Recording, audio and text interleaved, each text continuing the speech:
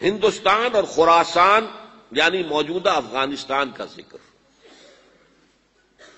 ابن ماجہ کی روایت ہے عن عبداللہ ابن الحارث رضی اللہ تعالی عنہ قال رسول اللہ صلی اللہ علیہ وسلم یخرج ناس من المشرق یؤتئون للمہدی یعنی سلطانہ، یعنی سلطانہ، دونوں طرح سے پڑھ سکتے ہیں۔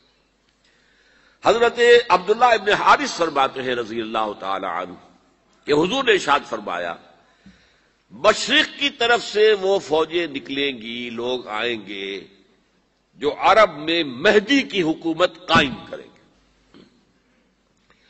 یہ مہدی کون ہوں گے اس کا ذکر میں ذرا بعد میں کروں گا، لیکن نوٹ کر لیجئے کہ مہدی سے پہلے لازماً کسی مشرقی علاقے کے اندر وہ نظام قائم ہو چکے گا، تب وہاں سے فوجیں آئیں گی نا۔ یہ مشرق کون سا ہے؟ عرب کے مشرق میں آپ چلیے ایران بھی آ جائے گا، افغانستان بھی ہے، پاکستان بھی ہے، اور اگر اسے اور توسیع دیں تو ہندوستان بھی ہے۔ یہ ہے عرب کا مشرق، اس سے فوجیں جائیں گی۔ اس کا کیا مطلب ہے کہ اس میں سے کسی جگہ پر نظام خلافت پہلے قائم ہو جائے گا تاکہ وہاں سے فوجیں جائیں گی جو جزیرہ نما عرب میں حضرت مہدی کی حکومت کو قائم کریں گی۔ اب دوسری حدیث سنیے، یہ سنن ابن ماجہ کی حدیث تھی جو میں نے آپ کو سنائی، آپ نے پڑھی۔ دوسری عن ابی ہریرہ رضی اللہ تعالی عنہ، یہ ترمذی شریف کی روایت ہے، قال قال رسول اللہ صلی اللہ علیہ وسلم یخرج من خراسان رایات سود لا يردها شیء حتی تنصب بإیلیا، خراسان کے علاقے سے سیاہ جھنڈے لے کر فوجیں آئیں گی، ان کا رخ کوئی موڑ نہیں سکے گا، ان کو پیچھے پھیر نہیں سکیں گے کوئی بھی، یہاں تک کہ وہ یروشلم میں جا کر جھنڈے نصب کر دیں گے۔ ایلیا حضور کے زمانے میں یروشلم کو کہتے تھے۔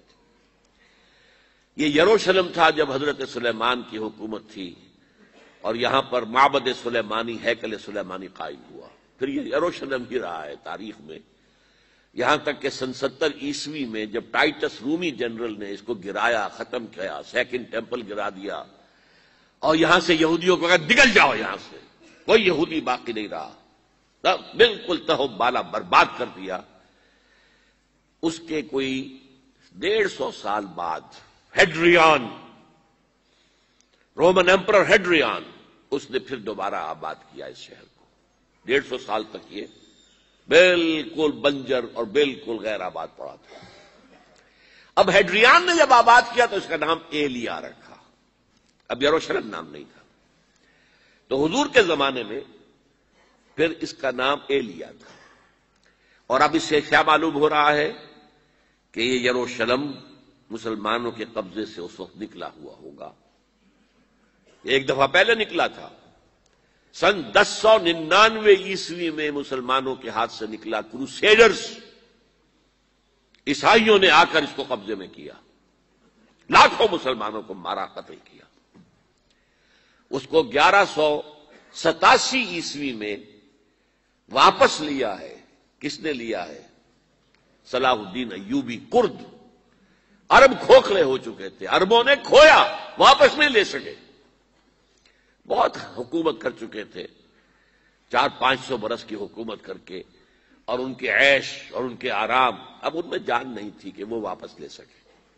واپس لینے والا گرم کرد خون تھا، صلاح الدین ایوبی۔ تو گویا کہ اب آپ سمجھئے کہ 88 برس تک عیسائیوں کا قبضہ رہا یروشلم پر۔ اب 1967 میں یہودیوں نے قبضہ کیا ہے، اور اب 38 برس تو ہو گئے، 88 نہیں تو 38 برس تو ہو گئے ہیں، لیکن وہ دور آئے گا کہ اب پھر لیں گے۔ لینے والے عرب بھی نہیں ہوں گے، خراسان کے علاقے سے فوجیں آئیں گی۔ یہ خراسان کیا تھا؟ ایلیا تو میں نے آپ کو بتا دیا، یروشلم کا نام ہے۔ خراسان اس زمانے میں ایک بہت بڑے ملک کو کہتے تھے، کچھ حصہ پاکستان کا بھی اس میں شامل ہے، کچھ حصہ ایران کا بھی ہے۔ ایران کے اس حصے کو اب بھی خراسان کہتے ہیں، وہ ایک صوبہ ہے۔ خراسان ایک صوبہ ہے ایران کا چھوٹا سا۔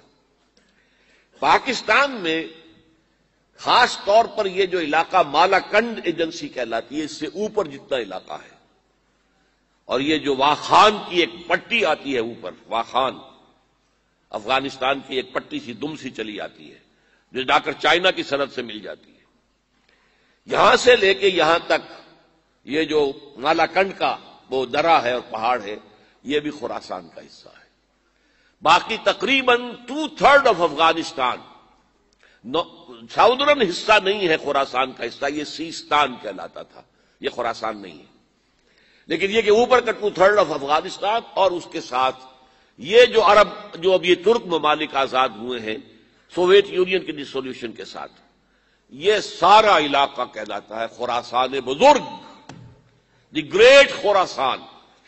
ایک مرتبہ ایک یہاں کا جو کاؤنسلیٹ ایران کا وہ آئے تھے میرے پاس، ان کے ایک اہم آدمی، ان سے میں نے پوچھا خراسان، تو پہلے تو ان کا خراسان ہمارا ایک صوبہ ہے، میں نے کہا نہیں مجھے خراسان، او خراسان بزرگ، وہ جو آپ دی گریٹر خراسان کی بات کر رہے ہیں وہ یہ تھا۔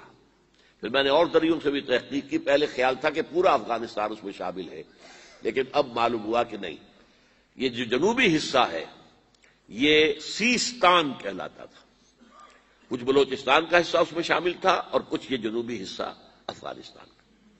یہاں سے فوجیں جائیں گی اور یہ فوجیں جا کر خراسان سے چل کر ایلیا پہنچیں گی، یروشلم پہنچیں گی اور اپنے جھنڈے گاڑ